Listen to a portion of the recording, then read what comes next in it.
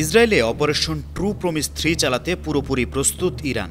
তবে এবারের আঘাত শুধু প্রতিক্রিয়া নয়, হতে পারে ইতি টানার বার্তা।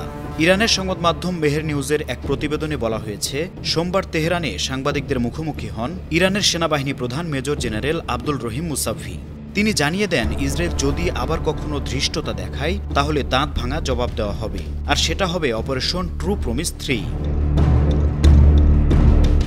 মুসাভির কথায়, ইরানের গৌরব বা মর্যাদা নষ্ট করার কোনো ক্ষমতা ইসরায়েলের নেই, বরং ইরান এমন চ্যালেঞ্জ তৈরি করতে পারে যেটা সামাল দিতে হিমশিম খাবে ইসরায়েল ও তার মিত্ররা। তিনি বলেন, ইসরায়েলের নেতারাও জানেন তারা ইরানের প্রতিক্রিয়া সহ্য করতে পারবে না। মুসাভি বলেন, ইসরায়েলিরা ট্রু প্রমিস হজম করতে চাইলে আমরা জবাব দেওয়ার জন্য তৈরি।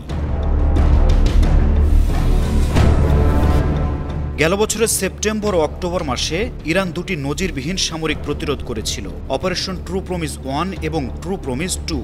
ওই অভিযানে ইরান ব্যবহার করেছিল শত শত ব্যালিস্টিক মিসাইল এবং অত্যাধুনিক ড্রোন। তাদের টার্গেট ছিল ইসরায়েলের সেনাঘাঁটি আর গোয়েন্দা স্থাপনা, আর সেই নিখুঁত আঘাত কাঁপিয়ে দিয়েছিল পুরো অঞ্চল।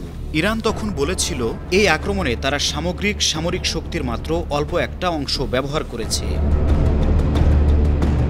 আন্তর্জাতিক ডেস্ক, 52 টিভি।